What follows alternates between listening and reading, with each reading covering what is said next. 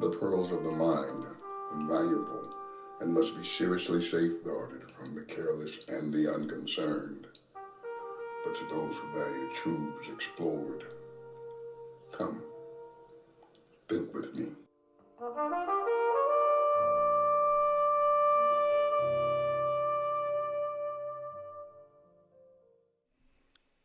We're indeed living in some trying times. The pandemic has really forced us into a whole other consciousness of how to live as neighbors, individuals, how to live as family. We've been affected on every level. And it's come down to understanding a lawlessness like we've never seen before. Each generation has had to make that statement. We've never seen this before. We're having climate events that we've never seen before. Global concerns we've never experienced before or allowed ourselves to experience. All of the walls are down and the whole world is moving in a pattern that causes great concern. Anti-science aggressiveness, aggression. Oh my goodness. Thousands of people are dying from the decisions they're making that they don't have to make. And then we have the continual human problems that exist, that have always existed. And so we see this acceleration of demise. It's so a part of the prophecy about Christ. So we're compelled then to move as if we understand. And here's the deal. Circle of trust. We must build a circle of trust, each of us. Trust, not keeping secrets with yourself and another or others, but trust. I can be transparent with you. I can ask you why. I can ask to see documentation without confrontations of negative energy, you know? I can question things about you, and you can question things about me. That's what I mean by a circle of trust.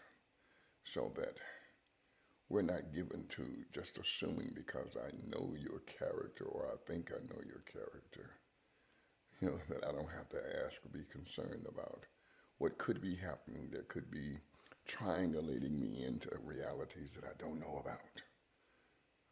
Trust, real trust. Trust that is birthed from true, authentic love. When you really care. You know, when you've left a room, you really care if you've left something that grows, that's fertile, or something that's destructive and destroys. You'll find that rare, and you won't find a whole lot of people in your circle if the circle is authentic. If you are mature enough and insightful enough, you will recognize that to build a circle of trust means that you have deemed yourself trustworthy, and that your honesty is your red badge of courage, that your transparency is what you're known for, you know, that your truths, challenged or unchallenged, remain the truths as uttered from your voice, from your heart, from your mind and your soul. That everything about you express that truth, and to every challenge, it's still that truth. An examination, that you're willing to examine your truths.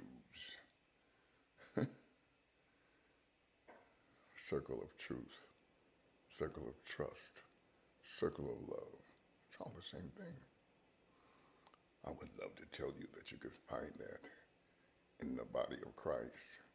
Fundamentally, you should be able to, but so often we play the games of the world in the basement of the church and pretend that we are holy, holy, holy, when we are incomplete, insecure, and deadly.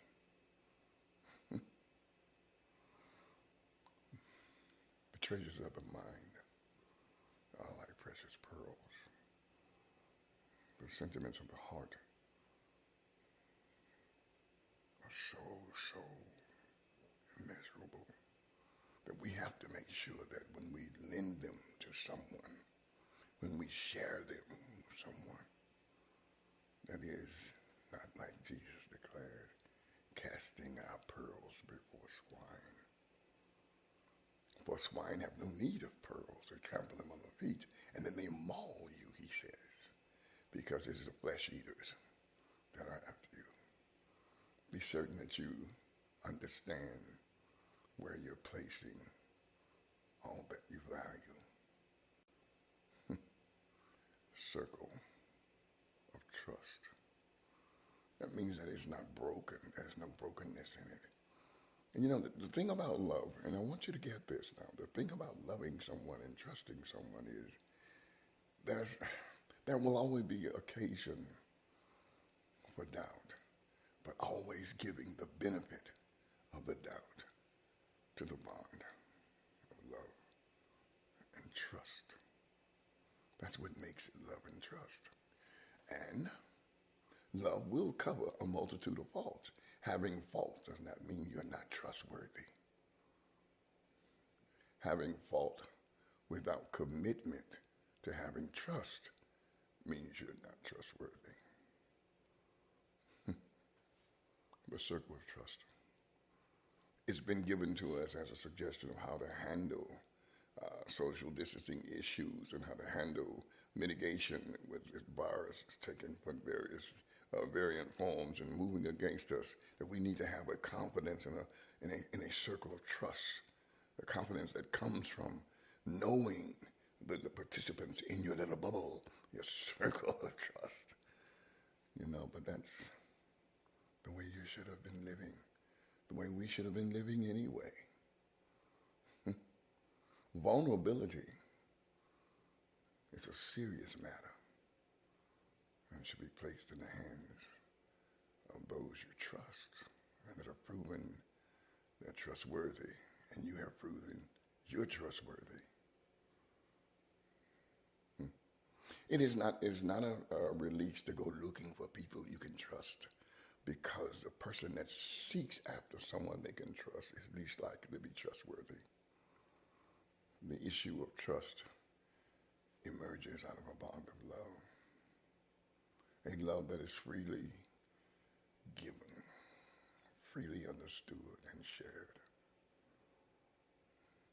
Not a love that avoids accountability. That's not love.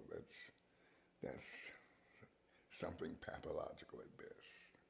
But the circle of trust is reliance. It's reliable. You can be there and you can be you in the circle of trust. Well, we can thank God for pandemics, for introducing us to something that can be revelatory or should be just the way we do things. Trust is a valuable commodity, but in these pandemic times, trust is a lifesaver. Having said that, I can only encourage you to think with me. Listen, before I sign off tonight, you can email me at all lowercase letters, thenighttalker@yahoo.com. Or if you like to text or call and leave a message, you can do that at 478-254-9013. Look forward to hearing from you. Our time is past and gone, but the journey moves on forward and upward towards Him. Until we meet again, consider the joy of this part of the journey.